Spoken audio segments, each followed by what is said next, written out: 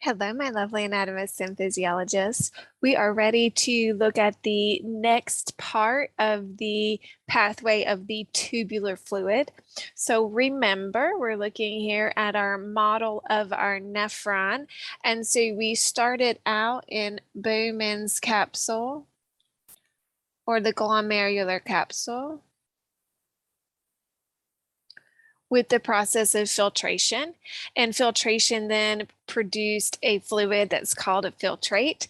And remember, it was pretty indiscriminate. So anything that was able to fit through that filtration slit would fit.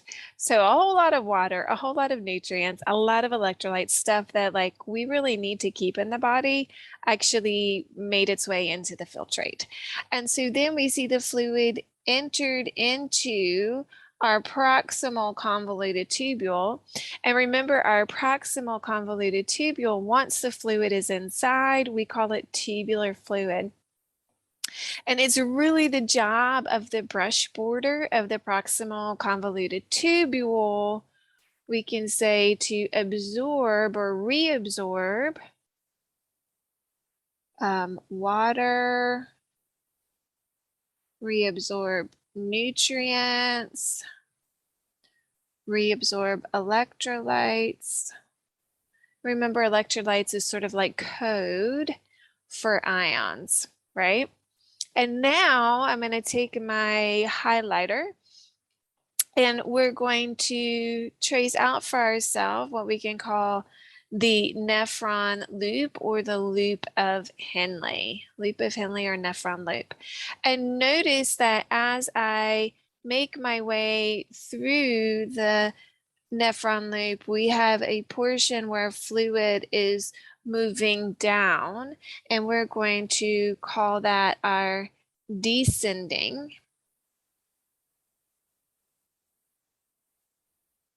limb, if you will.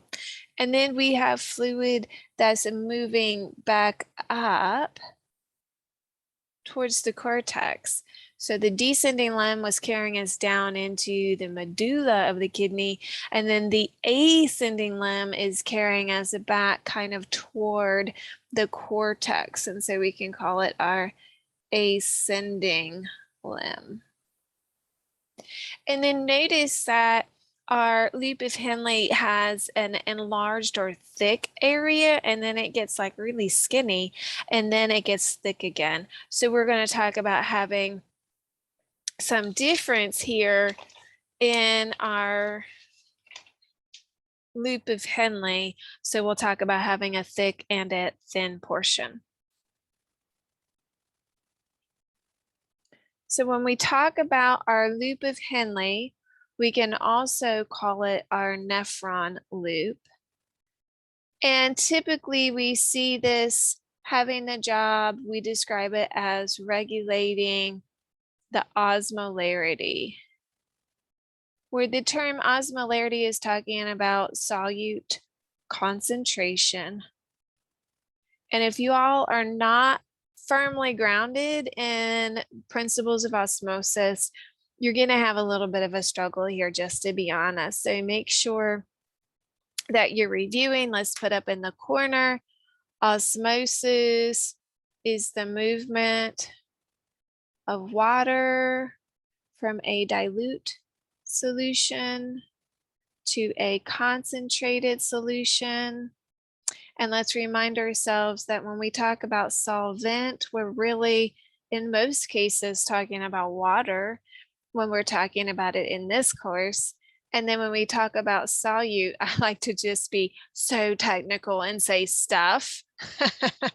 So the solute is the stuff that's dissolved. When we say solvent, technically, we should describe that as the dissolver. And for us, again, in this course, that's usually water. So when we're talking about regulating osmolarity and we're talking about solute concentration, we're talking about ions, we're talking about nutrients, right? And that's what we're really talking about in this case. When we are looking at the loop of Henle, we'll see that the thick portions So we mentioned it's thicker and then it gets really thin and then it's thick again. The thick portions we'll see are lined with simple cuboidal. This is sort of our default tissue lining the nephron. And then the thin portion, because it's so small, is going to be lined with simple squamous. And that should make sense. That's part of what's making it so thin. So we mentioned that the nephron loop or the loop of Henle has what we can describe as a descending limb, and then what we describe as an ascending limb.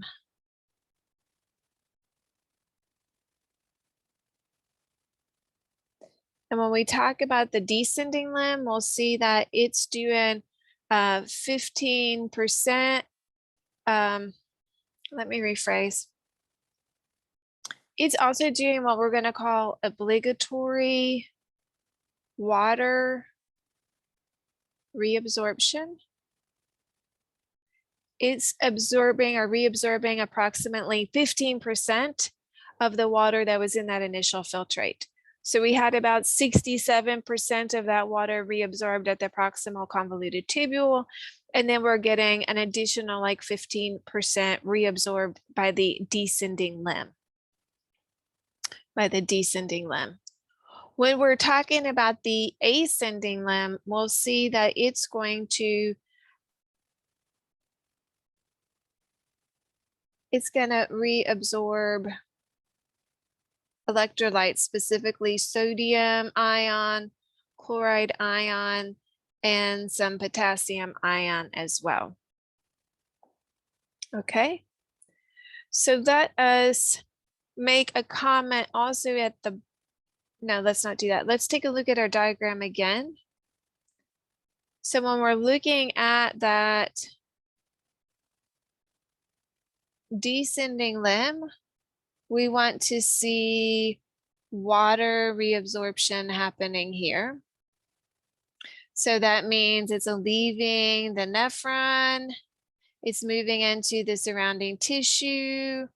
Ultimately, it's going to be picked up by that peritubular capillary, which is surrounding the entire nephron. So it's going to make its way back into the bloodstream.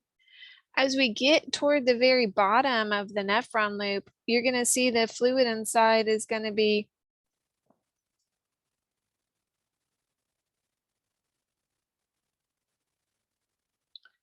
concentrated.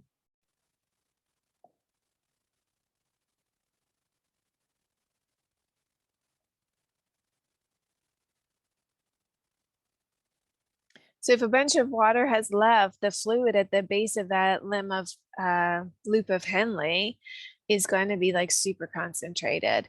And so what we're going to see happening as we go up into the ascending limb, this is where we're going to see sodium ion. This is where we're going to see potassium ion. This is where we're going to see chloride ion being reabsorbed.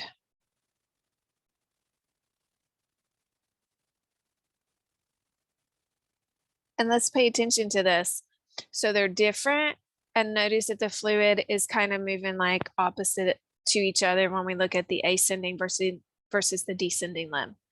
So in the ascending limb, we have all this water that's getting pulled out. So we go to the base of the limb and it's super concentrated, and then water can't leave from the other side, but we're trying to regulate our osmolarity. And so you've got this super watery solution surrounding the limb, and you've got concentrated electrolytes.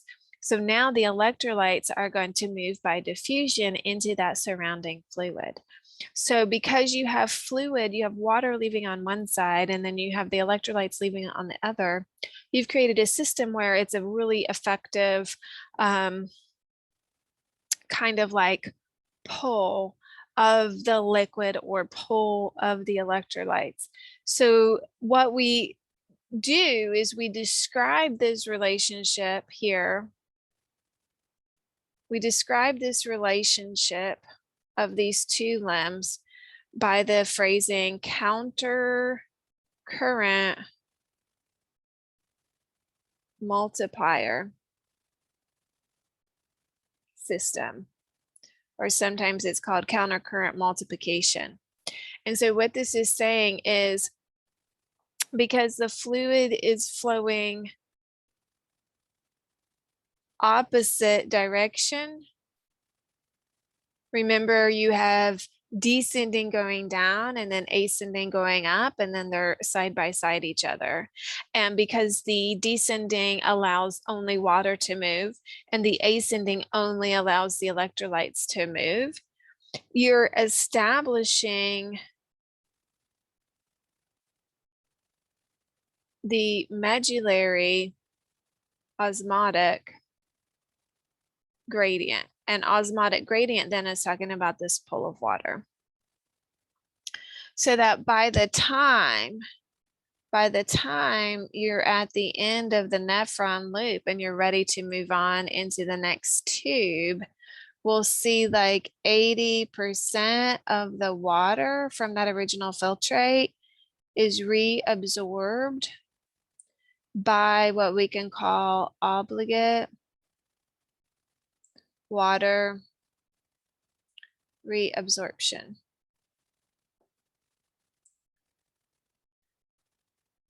So you have water mostly being reabsorbed at the proximal convoluted tubule, but then you also have this establishment of this medullary osmotic gradient down in the medulla, which is helping to really effectively pull a lot of that water out of the descending limb, so that by the time you get out of the limb and you're moving into the next part of the nephron, you've reabsorbed 80% of the water from that original filtrate. And we've described that 80% of water that's reabsorbed as the obligate water reabsorption. Okay, fluid moves next into the distal convoluted tubule, so stay tuned. And as always, take care of yourselves and each other.